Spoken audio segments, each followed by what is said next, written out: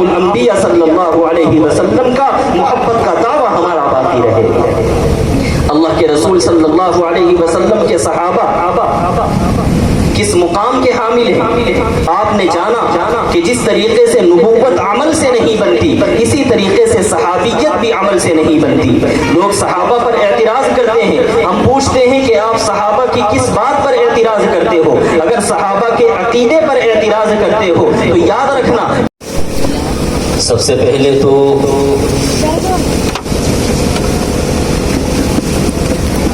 ہم اللہ رب العزت کا شکر ادا کرنا چاہتے ہیں کہ اللہ رب العزت نے ہمیں اور آپ کو امام الانبیاء نبی اکرم صلی اللہ علیہ وسلم کے صحابہ کے تذکرے کو کرنے اور سننے کی توفیق مرحمت فرمائی۔ اس مجلس کا حصہ بننے کی رب ذوالجلال نے ہمیں توفیق عطا فرمائی۔ ہم اس سلسلے میں شکر گزار ہیں ان تمام ذمہ داران حضرات کا، ان نوجوانوں کا کہ جنہوں نے آج کے اس پروگرام کو سجانے میں کسی بھی انداز کی محنتیں کی ہیں، کوششیں کی ہیں، کاوشیں کی ہیں۔ اللہ رب العزت ان کی ان محنتوں کو جو انہوں نے مالی طور پر فرمائی ہو، یہ جسمانی طور پر کی ہو، یہ اپنے نیک مشوروں کے ذریعے کی ہو، اللہ رب العزت تمام کی محنتوں، کاوشوں اور کوششوں کو قبول فرمائے۔ ہم نے آپ کے سامنے قرآن کریم کی 2 آیات پڑھی ہیں۔ ہماری گفتگو کا عنوان امام الانبیاء نبی اکرم صلی اللہ علیہ وسلم کے صحابہ کا مقام و مرتبہ ہے آیات قرآنیہ کی روشنی میں، اس لیے کہ اگر ہم آپ کے سامنے عظمت صحابہ کی بات کریں اور ہم عظمت صحابہ کو بیان کرتے ہوئے بخاری شریف کا حوالہ دیں، صحیح مسلم کا حوالہ دیں، احادیث کی دوسری کتابوں کا حوالہ دیں، تو ممکن ہے کہ کسی کے ذہن میں یہ بات آ جائے کہ بخاری تمہاری کتاب ہے، مسلم تمہاری کتاب ہے۔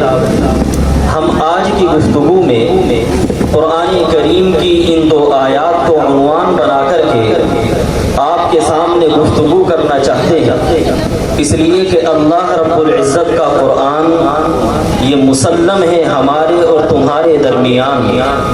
اللہ رب العزت کے کلام کو کلام حق مانا ہے، ایمان والوں نے بھی کلام حق مانا ہے، ان لوگوں نے بھی جو امام الانبیاء نبی اکرم صلی اللہ علیہ وسلم کو نبی نہیں مانتے، لیکن قرآن کریم کے برحق ہونے کا اعتراف انہوں نے بھی کیا ہے۔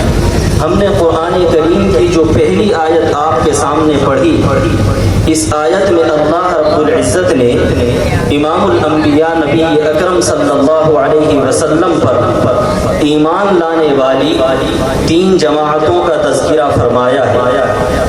اس آیت میں اللہ رب العزت نے آپ علیہ الصلاۃ والسلام کے اصحاب کا تذکرہ فرمایا، اللہ رب العزت نے امام الانبیاء کی ازواج یعنی نبی کی بیویوں کا تذکرہ فرمایا، اور تیسرا اللہ رب العزت نے اس آیت میں امام الانبیاء نبی اکرم صلی اللہ علیہ وسلم کے آل اور اہل بیت کا تذکرہ فرمایا۔ قرآن کریم کی یہ آیت ہے جو اصحاب نبی کو بھی بیان کرتی ہے، ازواج نبی کو بھی بیان کرتی ہے اور آل نبی کو بھی بیان کرتی ہے۔ ہمارا ایمان اور عقیدہ یہ ہے کہ جس طریقے سے چہرے کی خوبصورتی 2 آنکھوں سے ہوا کرتی ہے، اسی طریقے سے ایمان کا کمال اور ایمان کا جمال اللہ رب العزت کے اصحاب اللہ کے رسول صلی اللہ علیہ وسلم کے اصحاب اور امام الانبیاء کے آل پر یقین رکھنے سے اور اعتماد رکھنے سے ہوگا۔ ہمارا ایمان اور عقیدہ یہ ہے کہ اللہ رب العزت نے امام الانبیاء نبی اکرم صلی اللہ علیہ وسلم کو نبی برحق بنا کر کے بھیجا۔ امام الانبیاء صلی اللہ علیہ وسلم نے اللہ رب العزت سے 3 خواہشیں فرمائیں۔ آپ علیہ الصلاۃ والسلام نے فرمایا الہ العالمین، آپ نے مجھے حکم ارشاد فرمایا بلغ ما انزل الیک من ربک، کہ میری تعلیمات کو دنیا کے کونے کونے اور چپے چپے تک پہنچا دو۔ الہ العالمین، آپ نے مجھے حکم ارشاد فرمایا هو الذی ارسل رسولہ بالہدی ودین الحق لیظہرہ علی الدین کلہ، کہ آپ نے جو مجھے دین دے کر کے بھیجا ہے یہ دین دنیا کے تمام دینوں پر غالب آئے گا، یہودیت اور عیسائیت پر غالب آئے گا۔ الہ العالمین، آپ نے جو مجھے دین دے کر کے بھیجا، آپ یہ چاہتے ہیں کہ یہ دین دنیا کے کونے کونے اور چپے چپے پر پہنچے۔ آپ نے مسند امام احمد کی روایت سنی ہوگی، امام الانبیاء نبی اکرم صلی اللہ علیہ وسلم نے حضرت مقداد ابن اسود رضی اللہ تعالی عنہ کو بلایا اور آپ نے فرمایا کہ مقداد یاد رکھنا لا يبقى على ظهر الارض بیت مدر ولا وبر الا ادخله الله کلمۃ الاسلام بعز عزیز او ذل ذلیل، کہ دنیا کا کوئی کچا اور پکا مکان ایسا نہیں ہوگا کہ جس میں اللہ رب العزت میرے دین کو نہ پہنچا دے۔ آپ علیہ الصلاۃ والسلام کا یہ دین تمام کے تمام دینوں پر غالب ہونے کے لیے آیا۔ تو امام الانبیاء صلی اللہ علیہ وسلم کی ایک تمنا اور خواہش یہ تھی کہ الہ العالمین میرا یہ دین تمام کے تمام دینوں پر غالب آ جائے۔ آپ علیہ الصلاۃ والسلام کی دوسری تمنا اور خواہش یہ تھی کہ الہ العالمین میں لوگوں کے سامنے اٹھتا اور بیٹھتا ہوں، مسجد کے اندر آتا اور جاتا ہوں، راستے پر چلتا ہوں، لوگوں سے باتیں کرتا ہوں، میری یہ زندگی لوگوں کے سامنے ہے، لیکن میرے مولا جب میں گھر کی چہار دیواری میں چلا جاتا ہوں تو میری رات کی تنہائیاں کیسے گزرتی ہیں، گھر والوں کے ساتھ میں کیسے پیش آتا ہوں، ایک شوہر کو اپنی اہلیہ کے ساتھ کیسے رہنا چاہیے، ایک باپ کو اپنے بچوں کے ساتھ کیسے رہنا چاہیے۔ الہ العالمین میری تمنا اور خواہش یہ ہے کہ جس طریقے سے میری باہر والی زندگی لوگوں کے سامنے ہے، میرے گھر کی زندگی بھی لوگوں کے سامنے ہونی چاہیے۔ امام الانبیاء نبی اکرم صلی اللہ علیہ وسلم نے تیسری تمنا یہ کی الہ العالمین میری خواہش یہ ہے کہ جب میں تیرے دین کو غالب کر دوں اور تیرا یہ دین لوگوں تک پہنچا دوں، تیرے اس پیغام کی میں تکمیل کر دوں، تو میری خواہش یہ ہے لوددت ان اقتل فی سبیل اللہ، میری خواہش یہ ہے کہ تیرے راستے میں مجھے شہید کر دیا جائے، ثم اقتل ثم اموت ثم احیا، مجھے قتل کر دیا جائے، مجھے دنیا سے پردہ فرمانے کا موقع دیا جائے اور پھر مجھے دوبارہ زندہ کیا جائے، میں پھر میدان جہاد میں جاؤں، وہاں پر جا کر کے پھر تیرے راستے میں شہید ہو جاؤں۔ امام الانبیاء نبی اکرم صلی اللہ علیہ وسلم کی یہ 3 تمنائیں تھیں۔ پہلی تمنا یہ تھی کہ میرا یہ دین تمام کے تمام دینوں پر غالب آ جائے۔ دوسری تمنا یہ تھی کہ میری تنہائی کی زندگی بھی امت کے سامنے آ جائے۔ تیسری تمنا یہ تھی کہ الہ العالمین مجھے راہ خدا میں شہید کر دیا جائے۔ اللہ رب العزت نے امام الانبیاء نبی اکرم صلی اللہ علیہ وسلم کو 3 جماعتیں عطا فرمائیں، ایک جماعت اصحاب کی، ایک جماعت ازواج کی اور ایک جماعت آل اہل بیت کی۔ اللہ رب العزت نے فرمایا کہ تمہارا مشن اور مقصد یہ ہے کہ یہ دین تمام کے تمام دینوں پر غالب آ جائے، تو مطمئن رہنا یہ مشن محمد بن عبداللہ کا نہیں بلکہ یہ مشن محمد الرسول اللہ کا ہے، اور جب یہ مشن محمد الرسول اللہ کا ہے تو اس مشن کو پورا کرنے کے لیے میں تمہیں اصحاب دوں گا، میں تمہیں صحابہ دوں گا۔ قرآن کریم میں اللہ رب العزت نے اس کو بیان فرمایا، انا اعطیناک الکوثر، فکر نہ کرنا میں تمہیں بڑی تعداد میں صحابہ دوں گا۔ علماء کے اطمینان کے لیے کہوں، الکوثر کے معنی کثرت اصحاب کے علامہ بغوی علیہ الرحمہ نے معالم السنہ میں نقل فرمائے ہیں۔ اللہ رب العزت نے امام الانبیاء سے فرمایا مطمئن رہنا، یہ محمد بن عبداللہ کا مشن نہیں بلکہ محمد الرسول اللہ کا مشن ہے۔ اگر تمہاری خواہش اور تمنا یہ ہے کہ یہ دین تمام کے تمام دینوں پر غالب آ جائے تو مطمئن رہنا، میں تمہیں ابو بکر دوں گا جو 11.5 لاکھ مربع زمین پر اسلامی حکومت قائم کرے گا۔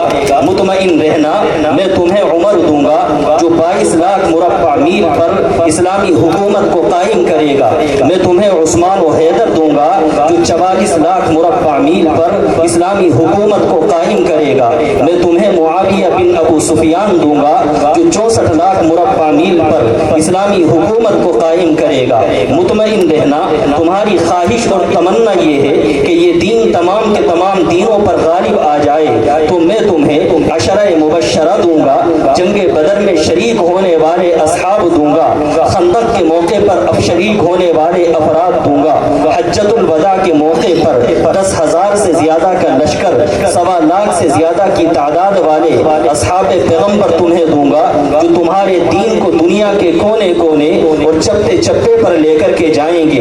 امام الانبیاء کی تمنا یہ تھی الہ العالمین میرا یہ دین تمام دینوں پر غالب آ جائے۔ رب ذوالجلال نے فرمایا تمام دینوں پر تمہارا دین غالب آئے گا، تمہیں صحابہ دیے جائیں گے جو تمہارا مشن لے کر کے دنیا کے کونے کونے پر جائیں گے۔ امام الانبیاء نے فرمایا الہ العالمین میری دوسری خواہش یہ ہے کہ میری جو جلوت والی زندگی ہے وہ تو لوگوں کے سامنے رہتی ہے، لیکن میری تنہائی کی زندگی میری امت کے سامنے کیسے آئے؟ رب ذوالجلال نے فرمایا مطمئن رہنا، تمہاری تنہائی کی زندگی امت کے سامنے آئے گی۔ اس کے لیے میں تمہیں ازواج دوں گا، اس کے لیے میں تمہیں تمہاری بیویاں دوں گا۔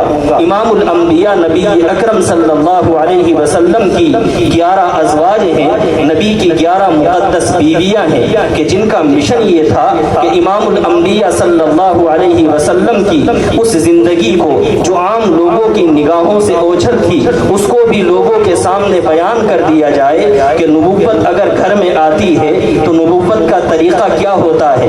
امام الانبیاء بستر پہ آرام فرما ہوتے ہیں تو طریقہ کیا ہوتا ہے، نبی بیویوں سے باتیں کرتے ہیں تو طریقہ کیا ہوتا ہے، نبوت کا اپنے بچوں کے ساتھ معاملہ ہے تو اس کا طریقہ کاری یہ ہے۔ رب ذوالجلال نے امام الانبیاء کے اس مشن کو پورا کرنے کے لیے امام الانبیاء کو ازواج دی ہیں، نبی کو نبی کی بیویاں دی ہیں۔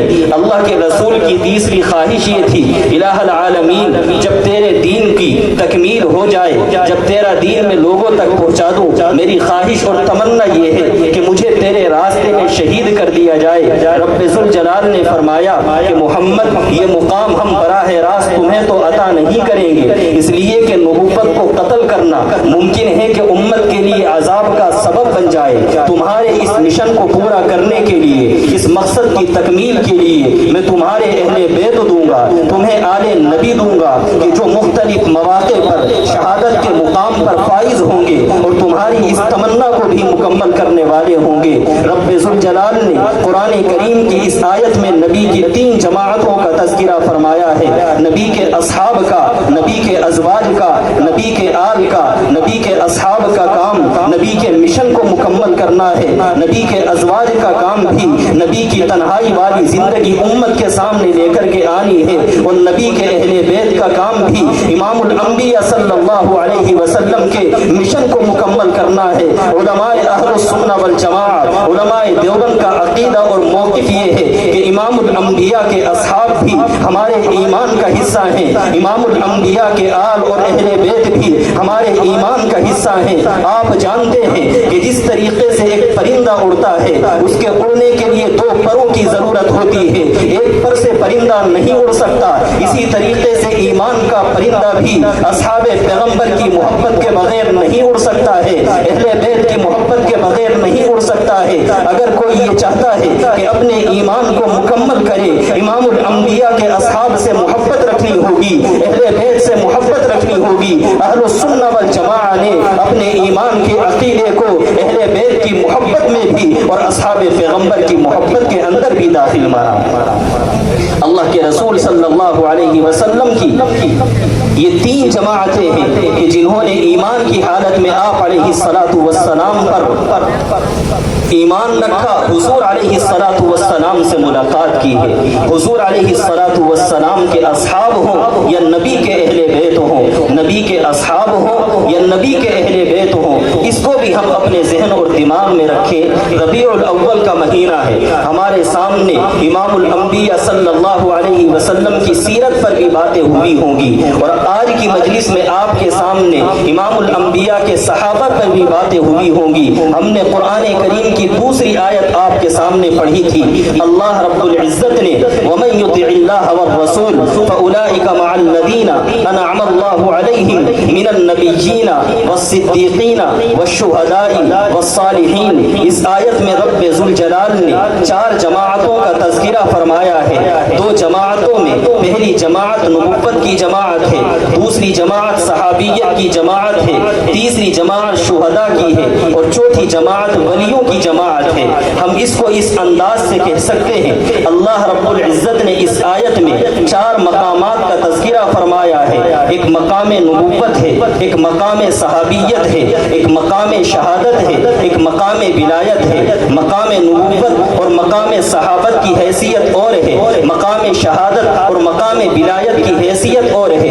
علماء کی زبان میں ہم اس کو کہیں گے کہ مقام نبوت اور مقام شہادت یہ وہابی چیز ہے، مقام نبوت اور مقام صحابیت یہ وہابی چیز ہے، مقام شہادت اور مقام ولایت یہ کسبی چیز ہے۔ وہب اور کسب کا مطلب یہ ہوتا ہے کہ اللہ رب العزت اگر عطا فرمائے تو وہ چیز ملتی ہے، اللہ رب العزت عطا نہ فرمائے وہ چیز نہیں ملتی۔ ہمارا ایمان و عقیدہ یہ ہے کہ نبوت بھی خدا عطا کرتا ہے، صحابیت کا انتخاب بھی اللہ رب العزت کرتا ہے۔ ہمارا ایمان و عقیدہ یہ ہے کہ جس طریقے سے عبادات کے ذریعے بندے کو نبوت نہیں مل سکتی، اسی طریقے سے عبادات کے ذریعے بندے کو صحابیت بھی نہیں مل سکتی۔ جس طریقے سے روزے اور نمازوں کے ذریعے بندہ مقام نبوت پر فائق نہیں ہو سکتا، اسی طریقے سے روزوں اور نمازوں کے ذریعے مقام صحابیت پر فائز نہیں ہو سکتا۔ مقام نبوت بھی خدا کا انتخاب ہے، مقام صحابیت بھی خدا کا انتخاب ہے، اور خدائی انتخاب جو ہوا کرتا ہے اس خدائی انتخاب پر کسی کو سوال کرنے کا موقع نہیں ہوتا۔ رب ذوالجلال نے امام الانبیاء کو بھی منتخب فرمایا ہے، امام الانبیاء کے صحابہ کو بھی منتخب فرمایا ہے۔ امام الانبیاء پر رب ذوالجلال نے نبوت کی تکمیل فرما دی ہے، آپ خاتم الانبیاء ہیں۔ امام الانبیاء کے اصحاب پر رب ذوالجلال نے صحابیت کو ختم فرما دیا ہے، امام الانبیاء کے صحابہ خاتم الاصحاب ہیں۔ اگر کوئی امام الانبیاء پر تنقید کرے گا رب ذوالجلال کے انتخاب پر تنقید کرتا ہے، اگر کوئی امام الانبیاء کے صحابہ پر تنقید کرے گا رب ذوالجلال کے انتخاب پر تنقید کرتا ہے۔ جس طریقے سے امام الانبیاء پر تنقید کرنا رب ذوالجلال پر اعتراض اٹھانا ہے، اسی طریقے سے امام الانبیاء کے صحابہ پر تنقید کرنا یہ رب ذوالجلال پر اعتراض اٹھانا ہے۔ امام الانبیاء بھی انتخاب رب ذوالجلال کا ہے، اور اصحاب پیغمبر بھی انتخاب رب ذوالجلال کا ہے۔ رب ذوالجلال کے انتخاب پر اعتراض کرنے کا حق نہ تم کو حاصل ہے، نہ تم مقام نبوت پر اعتراض کر سکتے ہو، نہ تم مقام صحابیت پر اعتراض کر سکتے ہو، اس لیے کہ مقام نبوت بھی خدا کا انتخاب ہے، مقام صحابیت بھی خدا کا انتخاب ہے۔ اور جس طریقے سے خدائی انتخاب پر نبوت کے سلسلے میں اعتراض نہیں کیا جا سکتا، اسی طریقے سے خدائی انتخاب پر صحابیت کے سلسلے میں اعتراض نہیں کیا جا سکتا۔ یہ مقام وہب ہے کہ جو عمل کے ذریعے نہیں ملتا، یہ مقام وہب ہے جو عبادات کے ذریعے نہیں ملتا، یہ مقام وہب ہے۔ نبوت اگر عبادت کے ذریعے نہیں ملتی، صحابیت بھی عبادت کے ذریعے نہیں ملتی، نبوت اگر عمل کے ذریعے نہیں ملتی، صحابیت بھی عمل کے ذریعے نہیں ملتی۔ نبوت اگر خدا کا انتخاب ہے تو صحابیت بھی خدا کا انتخاب ہے۔ اللہ رب العزت نے اگلے 2 مقام ذکر فرمائے، ایک مقام شہادت ہے اور ایک مقام ولایت ہے۔ یہ دونوں مقامات ایسے ہیں کہ بندہ اپنی محنت اور کوشش سے اس کو حاصل کر سکتا ہے۔ اگر کوئی بندہ شہید ہونا چاہے تو اپنی محنت اور کوشش سے راہ خدا میں شہید ہو سکتا ہے، میدان جہاد میں جائے گا، راہ خدا میں شہید ہوگا۔ آپ کے ذہن میں بات آ سکتی ہے کہ ہم تو اگر میدان جہاد میں جائیں بھی، حضرت خالد بن الولید رضی اللہ تعالی عنہ کے بارے میں ہم نے سنا کہ آپ میدان جہاد میں گئے, شہادت کی کوشش کی لیکن شہید نہیں ہوئے, تو مقام شہادت یہ ہمارے اپنے اختیار کی چیز نہیں. آپ یاد رکھیے گا, مسلم شریف کی روایت ہے, امام الانبیاء نبی اکرم صلی اللہ علیہ وسلم کا فرمان ہے, من سأل اللہ الشہادت صادقا, جو شخص اللہ رب العزت سے صدق دلی کے ساتھ شہادت کا طلبگار ہو, اللہ کے رسول صلی اللہ علیہ وسلم فرماتے ہیں, بلغہ اللہ منازل الشہداء, اللہ رب العزت اس کو شہادت کا مقام و مرتبہ نصیب فرماتے ہیں. وَإِن مَاتَ عَلَى فِرَاشِهِ, اگرچہ وہ اپنے بستر پر انتقال کر جائے تو مقام شہادت بھی اختیار کرنا یہ بندے کے اپنے عمل کا حصہ ہے. مقام ولایت پر بھی ہر ایک بندہ پہنچ سکتا ہے, کلمہ ایمان پڑھے, نماز اور روزوں کا پابند ہو جائے, امام الانبیاء کی سنتوں پر عمل کرنے والا ہو, مقام ولایت بھی حاصل کر لے گا, مقام شہادت بھی حاصل کر لے گا. مقام ولایت بھی آپ کے اور ہمارے اختیار کی چیز ہے, مقام شہادت بھی ہمارے اور آپ کے اختیار کی چیز ہے. ہم اگر اپنی محنت سے حاصل کرنا چاہیں مقام شہادت تو حاصل کر سکتے ہیں, مقام ولایت تو حاصل کر سکتے ہیں, لیکن نہ ہم مقام نبوت حاصل کرتے ہیں, نہ مقام صحابیت حاصل کر سکتے ہیں. اللہ رب العزت نے ان آیات میں ان 4 مقامات کا تذکرہ فرمایا. اللہ تعالیٰ فرماتے ہیں, وَمَن يُطِعِ اللَّهَ وَالرَّسُولَ, جو بندہ اللہ اور اس کے رسول کی اطاعت کرے گا, فَأُولَئِكَ مَعَ الَّذِينَ أَنْعَمَ اللَّهُ عَلَيْهِمْ مِنَ النَّبِيِّينَ وَالصِّدِّيقِينَ, وہ قیامت کے دن انبیاء اور صحابہ کے ساتھ ہوگا, شہداء اور صالحین اللہ کے ولیوں کے ساتھ ہوگا. تو ہم شہداء اور صالحین کے ساتھ اگر ہم شامل ہونا چاہتے ہیں, نبی کے اصحاب کے ساتھ شامل ہونا چاہتے ہیں, وَمَن يُطِعِ اللَّهَ وَالرَّسُولَ پر ہمیں عمل کرنا ہوگا. خیر, ہم یہ ذکر کر رہے تھے, اللہ رب العزت نے اس آیت میں 4 مقامات کا تذکرہ فرمایا. ان 4 مقامات میں ہماری گفتگو کا اصل عنوان پہلے 2 مقام ہیں. ایک مقام مقام نبوت ہے, دوسرا مقام مقام صحابیت ہے. ہمارا کہنا یہ ہے کہ مقام نبوت بھی انتخاب اللہ کا ہے, مقام صحابیت بھی انتخاب اللہ رب العزت کا ہے. آپ جانتے ہیں کہ اگر کوئی بندہ مسجد کے اندر امام لے کر کے آئے, امام صاحب کا انتخاب مسجد کے متولی کرتے ہیں. اگر کوئی بندہ مکتب میں مدرس لے کر کے آتا ہے, مکتب کے مدرس کا انتخاب مکتب کی انتظامیہ کرتی ہے. اگر کوئی بندہ اپنے مدرسے کے اندر معلم لے کر کے آئے, معلم کا انتخاب مدرسے کے محتمم صاحب کرتے ہیں. اگر کوئی بندہ کالج کے اندر کسی پروفیسر کو لے کر کے آئے تو اس کا انتخاب وہاں کا پرنسپل کرتا ہے. اگر یہاں پر آپ دیکھیں کہ آپ مسجد کے اندر امام کا انتخاب کرتے ہیں, امام کا انتخاب کرنا متولی کا کام ہے. مکتب کے اندر انتخاب مدرس کا ہوتا ہے, یہ کام مکتب کی انتظامیہ کا ہوتا ہے. مدرسے کے اندر انتخاب معلم کا ہوتا ہے, یہ کام مدرسے کے محتمم کا ہوتا ہے. کالج کے اندر انتخاب پروفیسر کا ہوتا ہے, یہ کام وہاں کے پرنسپل کا ہوتا ہے. اب اگر کوئی بندہ مسجد کے امام کے اوپر اعتراض کرتا ہے تو اعتراض امام پر نہیں کرتا بلکہ مسجد کے متولی پر اعتراض کرتا ہے کہ انتخاب تمہارا غلط تھا. اگر کوئی مکتب کے مدرس پر اعتراض کرتا ہے تو مکتب کے مدرس پر اعتراض نہیں بلکہ مکتب کی انتظامیہ پر اعتراض ہے کہ انتخاب تمہارا غلط تھا. اگر کوئی بندہ مدرسے کے معلم پر اعتراض کرتا ہے تو معلم پر اعتراض نہیں بلکہ مدرسے کے محتمم پر اعتراض ہے کہ انتخاب تمہارا غلط تھا. اگر کالج کے پروفیسر پر اعتراض ہے تو اعتراض کالج کے پروفیسر پر نہیں بلکہ وہاں کے پرنسپل پر ہے کہ انتخاب تمہارا غلط تھا. یاد رکھنا کہ جس طریقے سے مدرسے کے معلم کا انتخاب, مکتب کے مدرس کا انتخاب یہ ہمارا اور آپ کا انتخاب ہے, امام الانبیاء کے صحابہ کا انتخاب یہ ہمارا اور آپ کا انتخاب نہیں ہے بلکہ یہ انتخاب اللہ رب العزت کا ہے. نبوت بھی انتخاب خدا کا ہے اور صحابیت بھی انتخاب خدا کا ہے. اگر کوئی بندہ نبوت پہ اعتراض کرتا ہے, رب ذوالجلال کے انتخاب پہ اعتراض کرتا ہے, اگر کوئی بندہ صحابیت پہ اعتراض کرتا ہے, رب ذوالجلال کے انتخاب پہ اعتراض کرتا ہے, جس طریقے سے مدرسے کے معلم پر انتخاب, مدرسے کے معلم پر اعتراض یہ معلم پر اعتراض نہیں ہوتا بلکہ مدرسے کی انتظامیہ پر اعتراض ہے. اسی طریقے سے نبی کے صحابہ پر اعتراض یہ نبی کے صحابہ پر اعتراض نہیں بلکہ صحابیت کے لیے منتخب کرنے والے رب ذوالجلال پر اعتراض ہے. اگر مکتب کے مدرس پر اعتراض مکتب کے مدرس پر اعتراض نہیں بلکہ مکتب کی انتظامیہ پر اعتراض ہے کہ تم نے انتخاب غلط کیا ہے. اسی طریقے سے امام الانبیاء کے صحابہ پر اگر اعتراض ہے تو یاد رکھنا یہ امام الانبیاء کے صحابہ پر اعتراض نہیں ہے بلکہ امام الانبیاء کے صحابہ کو صحابیت کے لیے منتخب کرنے والے رب ذوالجلال پر اعتراض کر سکتے ہیں, آپ میرے انتخاب پر اعتراض کر سکتے ہیں, لیکن رب ذوالجلال کے انتخاب پر اعتراض کرنا یہ نہ آپ کا حق ہے نہ میرا حق ہے. اگر ہم رب ذوالجلال کے انتخاب پر اعتراض کریں گے تو نہ ہمارا ایمان باقی رہے گا, نہ امام الانبیاء صلی اللہ علیہ وسلم کا محبت کا دعویٰ ہمارا باقی رہے گا. اللہ کے رسول صلی اللہ علیہ وسلم کے صحابہ کس مقام کے حامل ہیں؟ آپ نے جانا کہ جس طریقے سے نبوت عمل سے نہیں بنتی, اسی طریقے سے صحابیت بھی عمل سے نہیں بنتی.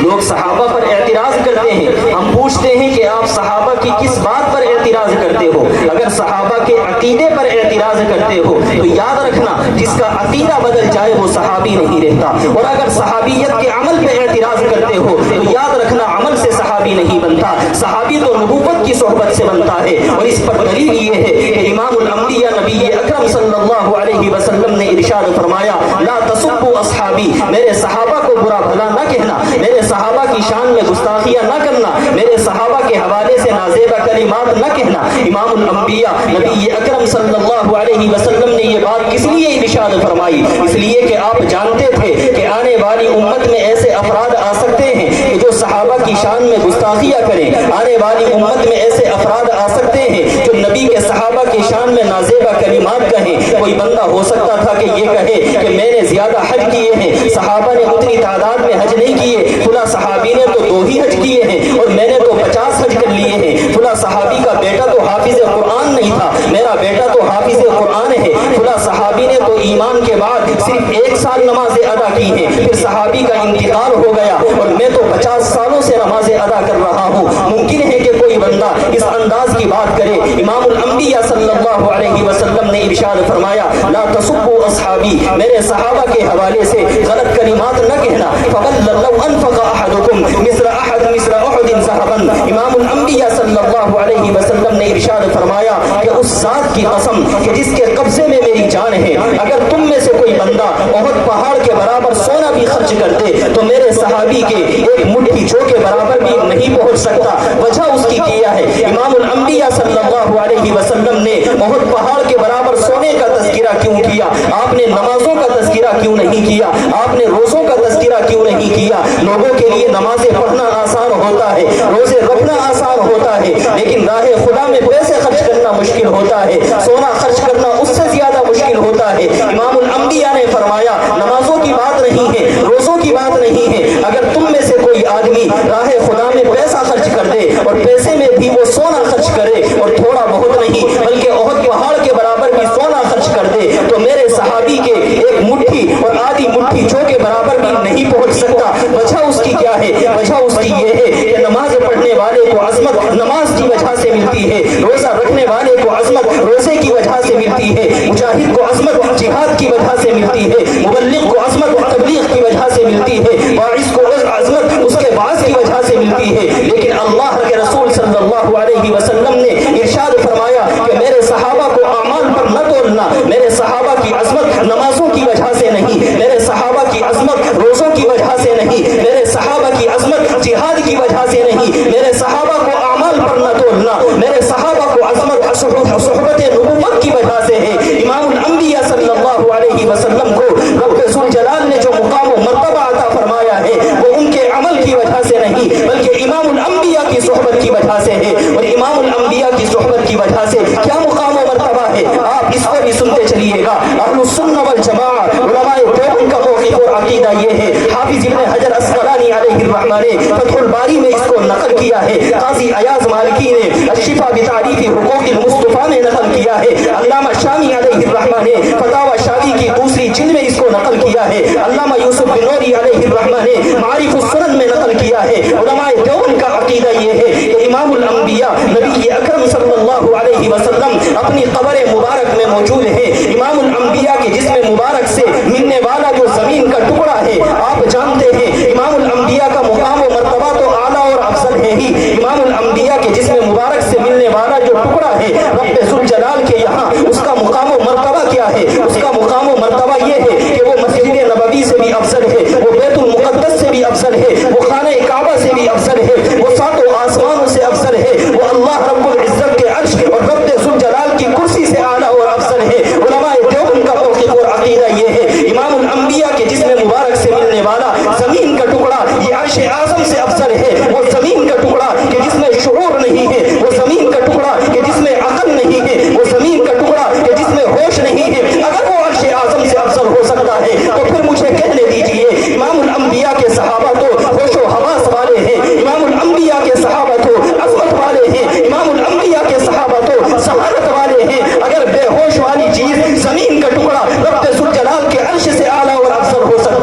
तो फिर क्या इमाम अम्बिया के सहाबा का मुकाम मर्तबा आला और अफजल नहीं हो सकता? लोगों ने मजाक समझ लिया है। इमाम अम्बिया नबी अकरम सल्लल्लाहु अलैहि वसल्लम के सहाबा पर एतराज करना, आप याद रखना, हम कहना ये चाहते हैं कि अगर बेशऊर वाली चीज कि जो कि मिट्टी है, अगर उस मिट्टी का मुकाम और मर्तबा नबूवत की सोहबत की वजह से बढ़ सकता है, नबी के जिस्म मुबारक से मिलने की वजह से बढ़ सकता है, तो इमामुल अंबिया के वो सहाबा जो नबी के बराबर में लेटे हुए हैं, उनका मुकाम और मर्तबा अल्लाह रब्बुल इज्जत के यहाँ नहीं बढ़ेगा। अल्लाह रब्बुल इज्जत उनके मुकाम और मर्तबे का पासो लिहाज नहीं रखेगा। इसलिए अल्लाह के रसूल सल्लल्लाहु अलैहि वसल्लम ने फरमाया कि मेरे सहाबा को अमाल पर न तोलना। आप जानते हैं एक बंदा नमाज पढ़ता है, तो ये क्यों किस तरह के नेक आदमी है कि जी ये नमाजी परहेजगार है। एक बंदा हज करके आता है, हाजी को फजीलत हासिल होती है हज की वजह से। इमामुल अंबिया सल्लल्लाहु अलैहि वसल्लम ने फरमाया मेरे सहाबा को अजमत नमाज की वजह से नहीं, हज की वजह से नहीं, रोजे की वजह से नहीं, बल्कि मेरे सहाबा को अजमत हासिल हुई है मेरे साथ रहने की वजह से। और जाहिर है कि नबूवत की सोहबत ये मुकाम और मर्तबा है जो हमारे और आपके इख्तियार की चीज नहीं, बल्कि ये रब ज़ुल जलाल का इंतखाब है। अल्लाह जिसको चाहता है रूम से ला करके नबी के पास ठहरा देता है, जिसको चाहता है ईरान की गलियों से गुजारता है, नबूवत के दरबार में ला करके खड़ा कर देता है, जिसको चाहता है हबशे से लेकर के आता है और नबूवत की सोहबत की वजह से खाने काबा की छत पर चढ़ा देता है। वो अल्लाह के जो चाहे तो हबशे के काले बिलाल को जमीन पर चलने की वजह से अल्लाह रब्बुल इज्जत उसके कदमों की आवाज अर्श आजम पर सुनवा दे। ये इमामुल अंबिया नबी अकरम सल्लल्लाहु अलैहि वसल्लम की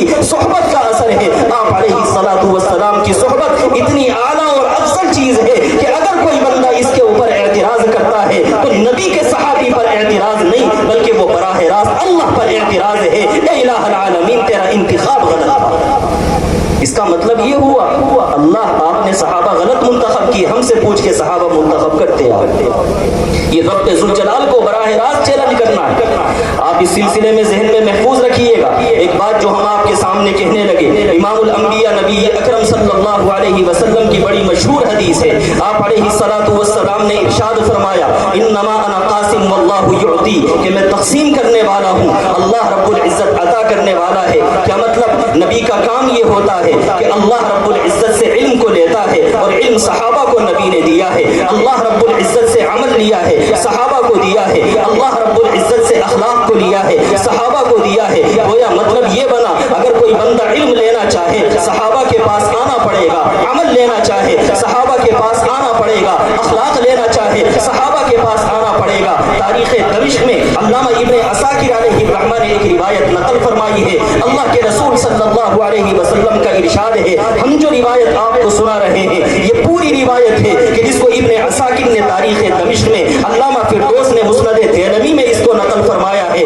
अल्लाह के रसूल सल्लल्लाहु अलैहि वसल्लम का इरशाद है अना मदीनतुल इल्मी अबू बकर असासुहा, मैं इल्म का शहर हूँ, अबू बकर उसकी बुनियाद है। अना मदीनतुल इल्मी उमर हितानुहा, मैं इल्म का शहर हूँ, उमर उसकी दीवार है। अना मदीनतुल इल्मी उस्मान सक़फ़ुहा, मैं इल्म का शहर हूँ, उस्मान उसकी छत है। अना मदीनतुल इल्मी अली जुनबाबुहा, मैं इल्म का शहर हूँ, अली उसके दरवाजे हैं। अल्लाह के रसूल सल्लल्लाहु अलैहि वसल्लम ने ये बात किस लिए इरशाद फरमाई? दुनिया वालों को बताया कि अगर तुम इस शहर इल्म में आना चाहते हो उस दरवाजे के बगैर आओगे, आने नहीं दिया जाएगा। दीवार तोड़कर आओगे, आने नहीं दिया जाएगा। दीवार अल्लाह के रसूल ने फारूक आजम को करार दिया है, फारूक आजम को छोड़कर जाओगे शहर इल्म में दाखिल नहीं हो सकते। अगर तुम छत तोड़कर जाओगे, उस्मान गनी को करार दिया है, उस्मान छोड़कर जाओगे शहर इल्म में दाखिल नहीं हो सकते। बुनियादें खत्म करके जाओगे शहर इल्म में दाखिल नहीं हो सकते। गोया रब ज़ुल जलाल ने फरमाया, अल्लाह के रसूल सल्लल्लाहु अलैहि वसल्लम ने फरमाया मैं इल्म का शहर हूँ। अगर कोई शहर इल्म में आना चाहता है अबू बकर का पासो लिहाज रखना होगा। अगर कोई शहर इल्म में आना चाहता है उमर का पासो लिहाज रखना होगा। शहर इल्म में आना चाहता है उस्मान का पासो लिहाज रखना होगा। शहर इल्म में आना चाहता है हैदर कर्रार का पासो लिहाज रखना होगा। अहलुस सुन्नह वल जमाअह का ईमान व अकीदा ये है, इस तरीके से हम असहाबे सलासा का पासो लिहाज रखते हैं, इसी तरीके से हैदर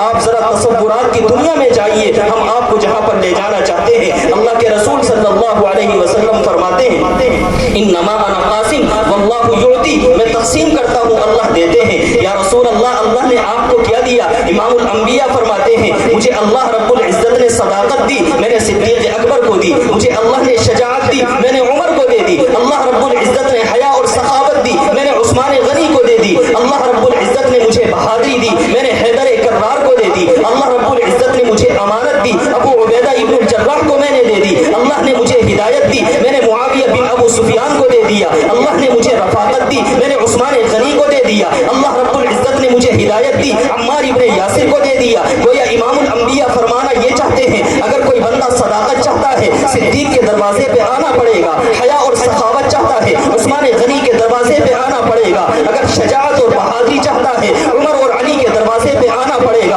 अगर अमानत चाहता है, अबू उबैदा इब्न जर्राह के दरवाजे पे आना पड़ेगा। अगर रफाकत चाहता है, उस्मान गनी के दरवाजे पे आना पड़ेगा। अगर हया चाहता है, उस्मान गनी के दरवाजे पे आना पड़ेगा। अगर बंदा हिदायत चाहता है, मुआविया बिन अबू सुफियान के दरवाजे पे आना पड़ेगा। इमामुल अंबिया ने जो फरमा दिया था, अल्लाहुम्मा जअलहु हादिय्यन महदिया, ए अल्लाह मुआविया को सरापा हिदायत बना देना। हिदायत चाहते हो, मुआविया बिन अबू सुफियान के पास आना पड़ेगा। अमानत चाहते हो, अबू उबैदा इब्न जर्राह के पास आना पड़ेगा। सदाकत चाहते हो, सिद्दीक अकबर के दरवाजे पे आना पड़ेगा। कोई बंदा ये चाहे कि सदाकत मिल जाए और सिद्दीक को छोड़ दे, खुदा की कसम वो सदाकत वाला नहीं हो सकता, मुनाफिक तो हो सकता है, सच्चा नहीं हो सकता। कोई बंदा ये चाहे कि शजाअत मिल जाए और वो हैदर को छोड़ दे, वो बंदा अव्वल फारूक को छोड़ दे, खुदा की कसम वो बहादुर नहीं हो सकता है, वो बुज़दिल तो हो सकता है। कोई बंदा ये चाहे कि हया और सखावत मिल जाए, उस्मान गनी को छोड़ दे, हया और सखावत उसको नहीं मिल सकती। कोई चाहे अमानत मिल जाए, अबू उबैदा इब्न जर्राह को छोड़ दे,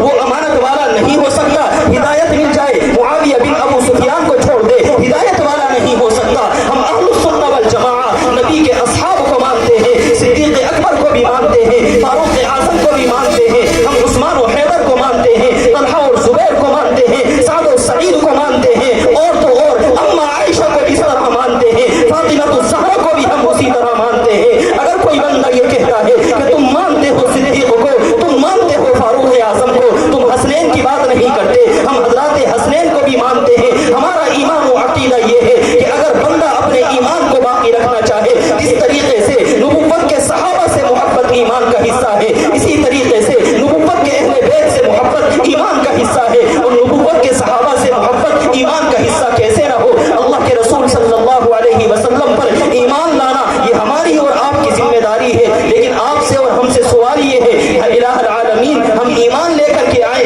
कैसा ईमान लेकर के आए? रब्बे ज़ुल जलाल ने फरमाया, अगर तुम ईमान लाना चाहते हो फ़इन आमनू बिमिस्लि मा आमनतुम बिही, अगर ईमान लाना चाहते हो तो ईमान ऐसा लाना आमनतुम बिही कि जिस तरह ईमान अबू बकर लाए हैं। ईमान लाना चाहते हो, ईमान ऐसा लाना कि जैसा ईमान उमर लाए हैं। ईमान लाना चाहते हो, ईमान ऐसा लाना कि जैसा उस्मान गनी लेकर के आए हैं, हैदर कर्रार लेकर के आए हैं, साद और सईद लेकर के आए हैं, हज़रत हसनैन लेकर के आए हैं, तलहा और जुबैर लेकर के आए हैं। इलाहुल आलमीन, इन सहाबा का ईमान क्यों मोतबर है? रब्बे ज़ुल जलाल ने फरमाया, इनका ईमान मोतबर नहीं होगा तो फिर किसका ईमान मोतबर होगा? ये वो सहाबा है जिन्होंने कुरान उतरते देखा है, ये वो सहाबा है जिन्होंने नबी को रोते और गिड़गिड़ाते देखा है, ये वो सहाबा है जिन्होंने नबुव्वत को गारे हिरा से आते और जाते देखा है, ये वो सहाबा है कि जिन्होंने खाने काबा में इमामुल अंबिया की पेशानी को जमीन से रगड़ते देखा है, ये वो सहाबा है जिन्होंने इमामुल अंबिया को हिजरत करते देखा है, ये वो सहाबा है जिन्होंने जिब्राईल अमीन को अपनी निगाहों से देखा है, ये वो सहाबा है जिन्होंने नबुव्वत को खून आलूद देखा है, इस उम्मत के लिए दुआएं मांगते देखा है। मैं कहना ये चाहता हूँ कि अगर इमामुल अंबिया सल्लल्लाहु अलैहि वसल्लम के सहाबा का ईमान भी मेयार नहीं बनता तो फिर मुझे बताओ वो आंखें कहाँ से लेकर के आओगे कि जिन आंखों ने इमामुल अंबिया का दीदार किया था? वो आंखें कहाँ से लेकर के आओगे जिन्होंने इमामुल अंबिया को रोते और गिड़गिड़ाते देखा था? वो कान कहाँ से लेकर के आओगे जिन्होंने इमामुल अंबिया की दुआओं पर आमीन कहा था? वो कान कहाँ से लेकर के आओगे जिन्होंने इमामुल अंबिया की जुबान से रब्बे ज़ुल जलाल का कलाम सुना था? तुम वो नाक कहाँ से लेकर के आओगे जिन्होंने इमामुल अंबिया के मुबारक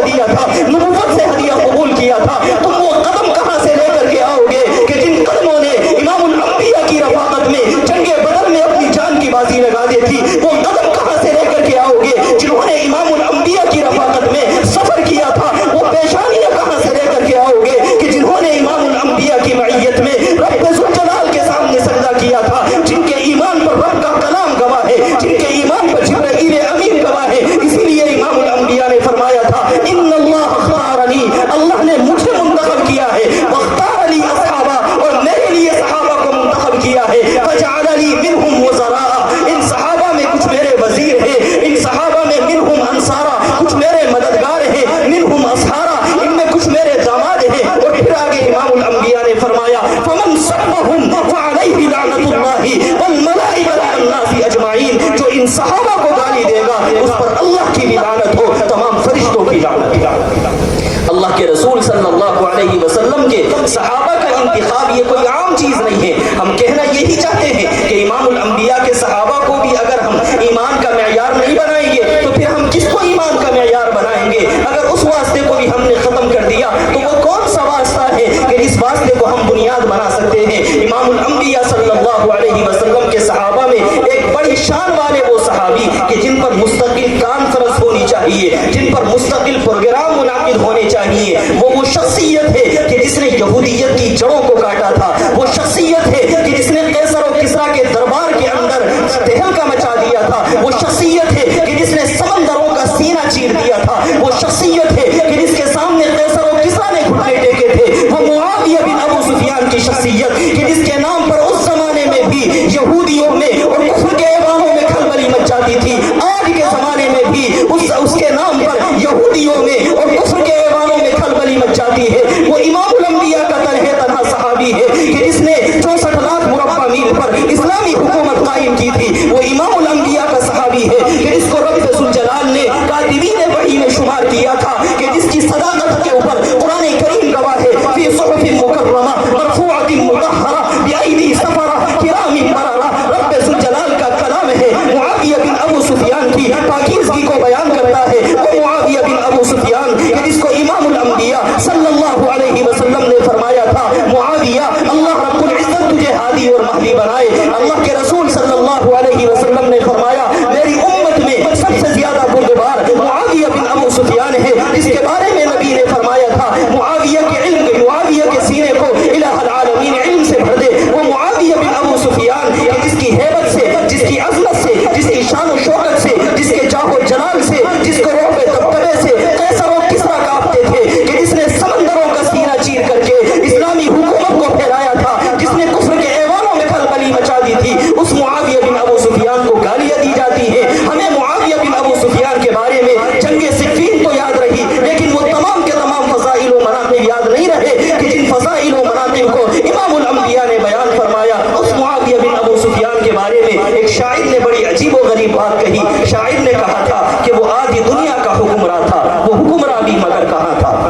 वो आधी दुनिया का हुक्मरां था, वो हुक्मरां भी मगर कहाँ था? बिबरती मौजों पे हक परस्तों की सादा कश्ती का बादबा था, बड़ा मुबारक है काम उसका, सितारों जैसा मुकाम उसका। मुआविया के माने ही सितारे के आते हैं, बड़ा मुबारक है काम उसका, सितारों जैसा मुकाम उसका। वो एक शाही सिफत मुजाहिद जो सूए मंजिल रवा दवा था, उभरते सूरज से ताज मांगा, समंदरों से खिराज मांगा, उभरते सूरज से ताज मांगा, समंदरों से खिराज मांगा। किसे खबर है कि उसका सिक्का जहां में जारी कहां कहां था? कलंदराना हयात उसकी, सिकंदराना सिफात उसकी, कलंदराना हयात उसकी, सिकंदराना सिफात उसकी। कभी विदा था वो मुफलिसों की, कभी वो रेशम का साहिबा था। वो एक उन्वान बशारतों का, बसीरतों का, बसारतों का, वो एक उन्वान बशारतों का, बसीरतों का, बसारतों का। उसी से रस्ते तलाश करना वो दीन फितरत की कहकशा था। और आगे शायर ने कहा, हसन से पूछो, अली से पूछो, तुम उसके बारे नबी से पूछो। हसन से पूछो, अली से पूछो,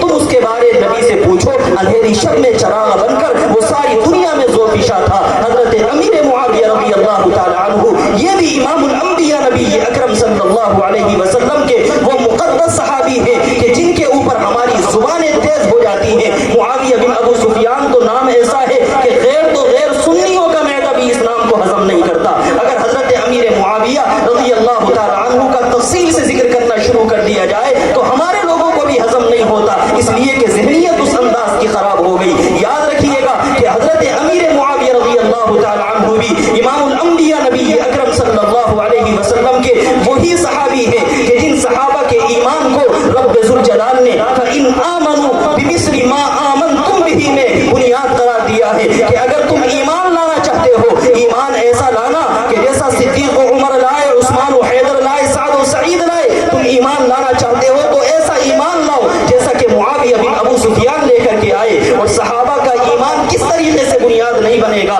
صحابہ ہمارے لیے کیوں معیار نہیں بنیں گے؟ حضرات صحابہ رضوان اللہ تعالی علیہم اجمعین کی شان تو یہ ہے کہ جب صحابہ کے ایمان کی بات آئی قرآن کریم اتر گیا، صحابہ کے استاد کی بات آئی قرآن کریم اتر گیا، صحابہ کے شاگردوں کی بات آئی رب ذوالجلال نے قرآن اتار دیا، صحابہ کی جنت کی باری آئی رب ذوالجلال نے قرآن اتارا، صحابہ کی مغفرت کی بات آئی رب ذوالجلال نے قرآن اتارا۔ اور یہ دعوی نہیں ہے، آپ قرآن کریم کی آیتیں سنتے جائیے، ہم صرف عنوان بیان کریں گے۔ امام الانبیاء کے صحابہ کے ایمان کی بات آئی، رب ذوالجلال نے قرآن میں کہا فالذین آمنوا وہاجروا وجاہدوا فی سبیل اللہ والذین آووا ونصروا اولئک هم المؤمنون حقا۔ یہ نبی کے صحابہ یقینی طور پر پکے ایمان والے ہیں۔ امام الانبیاء کے صحابہ دنیا کے اندر کیسے ہیں؟ رب ذوالجلال نے فرمایا خیر امت ہے، یہ ساری امت میں سب سے بہتر ہے، یہ نبی کے ماننے والوں میں سب سے بہتر ہے۔ رب ذوالجلال نے قرآن میں کہا کنتم خیر امت اخرجت للناس تأمرون بالمعروف وتنہون عن المنکر۔ اس آیت میں رب ذوالجلال نے امام الانبیاء کے صحابہ کو خیر امت کی صفت کے ساتھ متصف کیا ہے۔ امام الانبیاء کے صحابہ سے رب ذوالجلال راضی تھا یا ناراض تھا؟ رب ذوالجلال نے قرآن میں آیت اتار دی کہ میں نبی کے صحابہ سے راضی ہوں۔ الہ العالمین دلیل کیا ہے؟ رب ذوالجلال نے قرآن میں فرمایا والسابقون الاولون من المہاجرین والانصار والذین اتبعوہم بإحسان رضی اللہ عنہم ورضوا عنہ۔ اللہ ان سے راضی، یہ اللہ سے راضی، الہ العالمین نبی کے صحابہ سے آپ راضی۔ دلیل کیا ہے؟ رب ذوالجلال نے فرمایا لقد رضی اللہ عن المؤمنین اذ یبایعونک تحت الشجرہ۔ رب ذوالجلال ان صحابہ سے راضی اس لیے کہ یہ نبی کے ہاتھ پر درخت کے نیچے بیٹھ کر کے بیعت کر رہے تھے۔ نبی کے صحابہ جنتی ہیں یا جنتی نہیں ہے؟ رب ذوالجلال نے قرآن میں کہا رضی اللہ عنہم ورضوا عنہ۔ نبی کے صحابہ کے جنتی ہونے کی بات آئی اعد لهم جنات تجری تحتها الانہار خالدین فیہا ابدا۔ نبی کے صحابہ کامیاب ہیں یا ناکام ہیں؟ رب ذوالجلال نے کہا کامیاب ہیں۔ ذالک الفوز العظیم نبی کے صحابہ کی کامیابی پر دلیل ہے۔ نبی کے صحابہ کا استاد کون ہے؟ رب ذوالجلال نے قرآن میں فرمایا لقد من اللہ علی المؤمنین اذ بعث فیہم رسولا۔ ان کا استاد رب ذوالجلال نے امام الانبیاء کو بنایا ہے۔ رب ذوالجلال کے صحابہ کا جب دیگر کتابوں میں تذکرے کی بات آئی امام الانبیاء کے صحابہ کا تذکرہ دنیا اور آخرت میں کیا ہے؟ رب ذوالجلال نے کہا محمد الرسول اللہ والذین معه اشداء علی الکفار رحماء بینہم تراہم رکعا سجدا۔ اس آیت میں نبوت کے صحابہ کا دنیاوی تذکرہ بھی ہے، اخروی تذکرہ بھی ہے۔ الہ العالمین نبی کے صحابہ کا تذکرہ خالی قرآن میں بھی ہے، یہ پچھلی آسمانی کتابوں میں بھی ہے۔ رب ذوالجلال نے فرمایا مثلهم فی التوراۃ ومثلهم فی الانجیل۔ ان کی مثال توریت میں بھی ہے، ان کی مثال انجیل میں بھی ہے۔ امام الانبیاء کے صحابہ کے ایمان کا معیار کیا ہے؟ رب ذوالجلال نے فرمایا ان کے ایمان کا معیار تو یہ ہے ومن یشاقق الرسول من بعد ما تبین له الهدى ويتبع غیر سبیل المؤمنین۔ نبی کے صحابہ کے ایمان سے ہٹ کر کے چلے گا نولہ ما تولى ونصلہ جہنم، ہم اس کو جہنم میں ڈال دیں گے۔ الہ العالمین نبی کے صحابہ کی اتباع کرنی ہے کہ نہیں کرنی؟ رب ذوالجلال نے قرآن میں کہا فإن آمنوا بمثل ما آمنتم به۔ اگر تم چاہتے ہو کہ تم ہدایت والے بن جاؤ نبی کے صحابہ کی اتباع کرنی ہوگی۔ ہم کہنا یہ چاہتے ہیں نبی کے صحابہ کے ایمان کی بات آئی رب کا قرآن بولا، نبی کے صحابہ کے خیر امت ہونے کی بات آئی نبی رب ذوالجلال کا قرآن بولا، نبی کے صحابہ کی رضامندی کی بات آئی رب ذوالجلال کا قرآن بولا، نبی کے صحابہ کے استاذ کی بات آئی رب ذوالجلال کا کلام اتر گیا، نبی کے صحابہ کے شاگردوں کی باری آئی والذین اتبعوہم بإحسان۔ رب ذوالجلال نے نبی کے صحابہ کے شاگردوں کا بھی تذکرہ کیا۔ اور یہ اتنی ہی باتیں نہیں، اگر آپ مزید قرآن کریم کا مطالعہ کریں امام الانبیاء نبی اکرم صلی اللہ علیہ وسلم کے صحابہ کے قرآن میں کہتا ہے اولئک الذین امتحن اللہ قلوبہم للتقوی۔ یہ نبی کے صحابہ ہیں کہ جن کے دلوں کو اللہ رب العزت نے تقوی کے لیے منتخب کیا ہے۔ لہم مغفرہ ومغفرہ، ان کے لیے مغفرت ہے۔ اللہ رب العزت نے نبی کے صحابہ کے تقوی کا تذکرہ کیا، قرآن بولا والزمہم کلمۃ التقوی۔ اللہ رب العزت نے کلمہ تقوی ان کے لیے لازم کر دیا ہے۔ نبی کے صحابہ کے تقوی کی بات آئی وبشر المخبتین الذین اذا ذکر اللہ وجلت قلوبہم والصابرین علی ما اصابہم والمقیم الصلاۃ۔ نبی کے صحابہ کے تقوی کا تذکرہ ہے۔ اگر نبی کے صحابہ کے ایمان کی بات آئی ہے اللہ رب العزت نے قرآن کریم میں بیان فرمایا حبب الیہم الایمان، اللہ رب العزت نے ایمان ان کے لیے پسند کر دیا ہے۔ نبی کے صحابہ کفر سے کیا نفرت کرتے تھے، رب کا قرآن بولا وکرہ الیکم الکفر والفسوق والعصیان، نبی کے صحابہ کامیاب ہیں، رب نے کہا اولئک هم الراشدون، نبی کے صحابہ رب کی عبادت کرتے تھے کہ نہیں کرتے تھے، رب ذوالجلال کا قرآن بولا واصبر نفسک مع الذین یدعون ربهم بالغداة والعشی یریدون وجہہ، اے نبی اپنے آپ کو ان لوگوں کے ساتھ روکے رکھنا جو صبح و شام اللہ رب العزت کو مانتے ہیں، اللہ کی عبادت کرتے ہیں۔ نبی کے صحابہ دن میں عبادت کرتے تھے یا رات میں بھی عبادت کرتے تھے، رب کا قرآن بولا ان ربک یعلم انک تقوم ادنی من ثلثی اللیل ونصفہ وثلثہ وطائفۃ من الذین معک، یہ حصہ بتاتا ہے نبی کے صحابہ رات میں بھی رب ذوالجلال کی عبادت کرتے تھے۔ نبی کے صحابہ کو کسی کی تائید حاصل ہے یا نہیں؟ رب ذوالجلال نے کہا اولئک کتب فی قلوبہم الایمان وایدہم بروح منہ، ان کی تائید اللہ رب العزت نے ان کو اپنی تائید عطا فرمائی ہے۔ نبی کے صحابہ کی مغفرت کی بات آئی، رب ذوالجلال نے قرآن میں کہا واعف عنہم واستغفر لہم وشاورہم فی الامر، نبی کے صحابہ کی دنیاوی اور اخروی کامیابی کی بات آئی، رب ذوالجلال نے قرآن میں کہا یوم لا یخزی اللہ النبی والذین آمنوا معہ، اللہ رب العزت امام الانبیاء کو بھی رسوا نہیں کرے گا اور ان پر ایمان لانے والے صحابہ کو بھی رب ذوالجلال رسوا نہیں کرے گا۔ ہم کہنا یہ چاہتے ہیں کہ آپ قرآن کریم کی آیات کو پڑھتے چلے جائیے گا، آپ کو آیت میں امام الانبیاء کے صحابہ کی شان نظر آتی چلی جائے گی۔ ایک پہلو پر ہم اور توجہ دلانا چاہتے ہیں، قرآن کریم کی کچھ آیات ہمیں ایسی بھی نظر آتی ہے کہ جن آیات میں اللہ رب العزت نے ایک مقام نبی کو عطا فرمایا، اس جیسا مقام رب ذوالجلال نے صحابہ کے بارے میں بھی بیان فرمایا۔ قرآن کریم کا آپ مطالعہ کریں، اللہ رب العزت بیان فرماتے ہیں کہ صحابہ کا انتخاب ہے کہ نہیں، جس طریقے سے نبوت کا انتخاب ہوتا ہے اسی طریقے سے صحابیت کا انتخاب ہوتا ہے۔ رب ذوالجلال نے فرمایا هو اجتباکم، اللہ تعالیٰ نے اگر انبیاء کو منتخب کیا ہے ثم اورثنا الکتاب الذین اصطفینا من عبادنا، اللہ یصطفی رسلا، اللہ رب العزت رسولوں کو منتخب کرتا ہے، تو نبی کے صحابہ کے بارے میں فرمایا وجاہدوا فی اللہ حق جہادی هو اجتباکم، اللہ رب العزت نے تمہیں بھی منتخب کیا ہے۔ اگر نبی کو اللہ رب العزت نے اپنی رضامندی دیتے ہوئے کہا وَلَسَوْفَ يُعْطِيكَ رَبُّكَ فَتَرْضَىٰ، اے محمد ہم تمہیں اپنی رضامندی دیں گے، تو نبی کے صحابہ کے بارے میں فرمایا لَيُدْخِلَنَّهُمْ مُدْخَلًا يَرْضَوْنَ،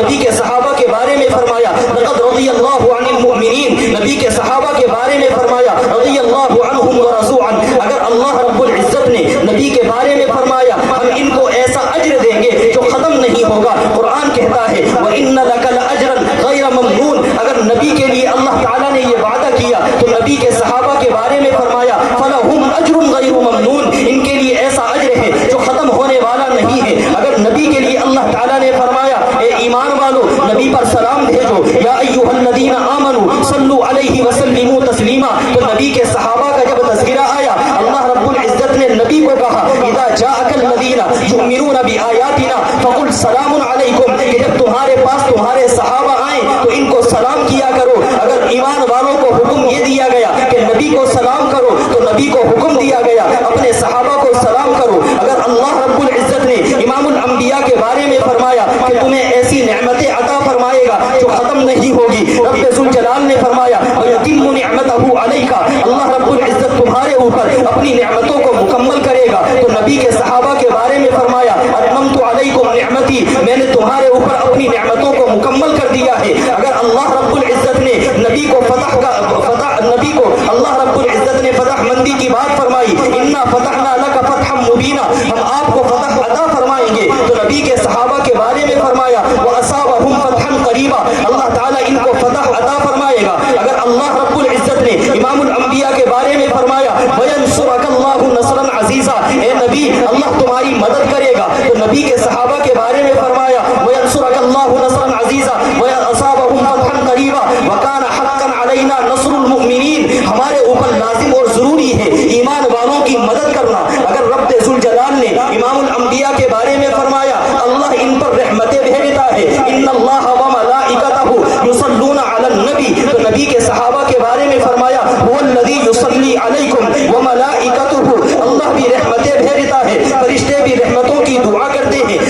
इमाम अल-अंबिया पर रब्बे ज़ुल जलाल ने सकीना नाजिल फरमाया, फअंज़लल्लाहु सकीनतहु, अल्लाह ने नबी पर सकीना नाजिल फरमाया, सुकून और इत्मीनान नाजिल फरमाया। तो नबी के सहाबा के बारे में भी फरमाया, फअंज़लल्लाहु सकीनतहु अला रसूलिही व अलल मुमिनीन, ईमान वाले नबी के सहाबा पर सुकून और इत्मीनान नाजिल फरमाया। अगर अल्लाह रब्बुल इज्जत ने नबी के दिल का तज़किरा कुरान में किया, अलम नशरह लका सदरक, तो नबी के सहाबा का तज़किरा भी, उनके दिलों का तज़किरा भी, अफमन शरह अल्लाहु सदरहु लिल इस्लाम, ये नबी के सहाबा के दिलों का तज़किरा भी रब्बे ज़ुल जलाल ने कुरान में किया। अगर नबी के ईमान का तज़किरा रब्बे ज़ुल जलाल ने कुरान में फरमाया, आमन्ना, हम ईमान लाए, किस पर? अल्लाह पर। आमन रसूल बिमा उनज़िला इलैहि मिन रब्बिही, रसूल ईमान ले आए उस चीज पर जो अल्लाह ने नाजिल की। तो नबी के सहाबा का भी तज़किरा किया, आमन रसूल बिमा उनज़िला इलैहि मिन रब्बिही वल मुमिनून, ये ईमान वाले नबी के सहाबा भी ईमान लेकर के आए। अगर अल्लाह रब्बुल इज्जत ने नबी के बारे में फरमाया, अल्लाह इनको रुसवा नहीं करेगा, यौम ला युख़ज़िल्लाहु नबिय्या, तो फिर ईमान वालों के बारे में भी फरमाया, वल्लज़ीना आमनू मअह, अल्लाह इनको भी रुसवा नहीं करेगा। अगर नबी के बारे में रब ने कहा, इन्ना अरसलनाका शाहिदा, ए नबी हमने आपको गवाह बना करके भेजा है, तो इमामुल अंबिया के सहाबा के बारे में भी फरमाया कि अल्लाह रब्बुल इज्जत ने इन्हें तमाम की तमाम उम्मत पर शुहदा बनाया है, तमाम की तमाम उम्मतों पर गवाह बनाया है। अगर रब्बे ज़ुल जलाल ने इमामुल अंबिया से नफरत करने वालों को अपना दुश्मन करार दिया है, इमामुल अंबिया के सहाबा से नफरत करने वालों को भी अपना दुश्मन करार दिया है। हम कहना ये चाहते हैं कि इमामुल अंबिया का मुकाम व मर्तबा आला और अफजल है, नबी के सहाबा को भी रब्बे ज़ुल जलाल ने मुकाम व मर्तबा अता फरमाया है, इसलिए कि नबुव्वत भी खुदा का इंतखाब है, सहाबियत भी खुदा का इंतखाब है। नबुव्वत पे एतराज करेगा, रब्बे ज़ुल जलाल को बर्दाश्त नहीं, सहाबियत पर एतराज करेगा, रब्बे ज़ुल जलाल को बर्दाश्त नहीं। नबुव्वत पे एतराज करना अगर अज़ाब इलाही का सबब है, सहाबियत पे एतराज करना अज़ाब इलाही का सबब है। अगर नबुव्वत पे एतराज करना ईमान के ख़त्म की दलील है, तो सहाबियत पे एतराज करना भी ईमान के ख़त्म की दलील है। इमामुल अंबिया सल्लल्लाहु अलैहि वसल्लम के सहाबा के ये फ़ज़ाइल व मनाक़िब हैं। अगर इन तमाम के तमाम फ़ज़ाइल व मनाक़िब के बावजूद भी तकरीबन 64 आयतें हैं जो हमने आपके सामने इस वक्त में बयान की हैं। अगर इमामुल अंबिया सल्लल्लाहु अलैहि वसल्लम के इन मनाक़िब और उनके सहाबा के फ़ज़ाइल के बावजूद भी हमारे दिल इस बात के ऊपर आमादा नहीं होते, अगर हमारा ज़मीर हमें नहीं जोड़ता और हम फिर भी इस बात के ऊपर बज़िद हैं कि नबी के सहाबा की तनक़ीस की जाएगी, नबी के सहाबा तनक़ीद से बालातर नहीं, तो खुदा की कसम अगर इन फ़ज़ाइल व मनाक़िब के बावजूद नबी के सहाबा तनक़ीद से बालातर नहीं, उनकी तनक़ीस पर तुम बज़िद हो, उनके सहाबा पर ऐब लगाने पर तुम बज़िद हो, तो फिर याद रखना कि अगर नबी के सहाबा इन मकामात के बावजूद अगर ऐब से खाली नहीं, तो फिर अल्लाह रब्बुल इज़्ज़त उन लोगों को कि जो इन मकामात का पास व लिहाज न करके नबी के सहाबा पर एतराज़ करते हैं, उनकी सूरत हाल ये है कि वो अल्लाह की लानत और अल्लाह रब्बुल इज़्ज़त के गज़ब के मुस्तहिक़ हैं। हमारा ईमान हमें इस बात पर आमादा अगर नहीं करता है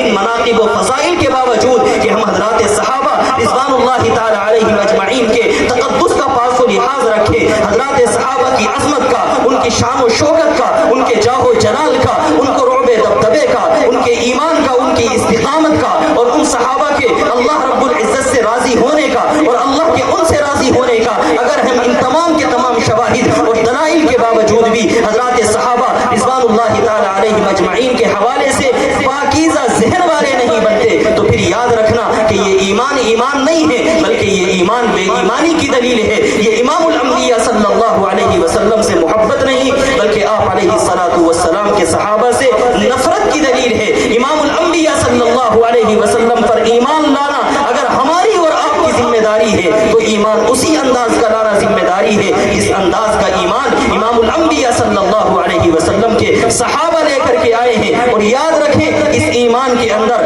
हम और आप बिल्कुल खालिस बन जाएं। ये निफाक की शक्ल है कि जो आज हमारे घरों के अंदर दाखिल हो चुकी है कि हम जाहिर के एतबार से जुबान से नारा हुब्बे सहाबा का लगाते हैं और बातिन के एतबार से बुग़्ज़े सहाबा की बात करते हैं। याद रखें, इमामुल अंबिया के ज़माने में जिन्होंने जुबान से नारा कुछ और लगाया था, दिलों में कुछ और रखा था, वो पाकीज़ा ईमान वाले नहीं थे, वो मुनाफिकीन थे। अगर नबी के ज़माने में उन लोगों को मुनाफिकीन की फहरिस्त में दाखिल किया जा सकता है, तो आज वो हज़रात जो अपनी ज़ुबानों से हुब्बे नबी का दावा करते हैं, हुब्बे सहाबा का दावा करते हैं, लेकिन हज़रात सहाबा के तक़द्दुस को पामाल کرتے ہیں, حضرات صحابہ کے تقدس کو پامال ہوتا ہوا دیکھتے ہیں, اور اس کے باوجود ان کی غیرت وجود میں نہیں آتی, اور ان کے اوپر ایمانی اثر کا اور ایمانی چاہو جلال کا کسی طریقے سے اثر نہیں ہوتا, تو پھر یہ ایمان نہیں ہے. ایسے ایمان کی ہمیں خیر بنانی چاہیے. اللہ رب العزت مجھے بھی اور آپ کو بھی حضرات صحابہ رضوان اللہ تعالی علیہم اجمعین کے تقدس کی حفاظت کرنے کی اور ان کی عظمت و شوکت کا اعتراف کرنے اور ان جیسا ایمان لانے کی اللہ تعالی ہمیں توفیق مرحمت فرمائے. وآخر دعوانا الحمدللہ رب العالمین. ابھی آپ حضرات عزیزم حضرت مولانا مفتی مشاہد الاسلام صاحب استاد فقہ و ادب جامعہ اسلامیہ جامع مسجد امروہہ سے بڑا مدلل مفصل خطاب سماعت کر رہے تھے.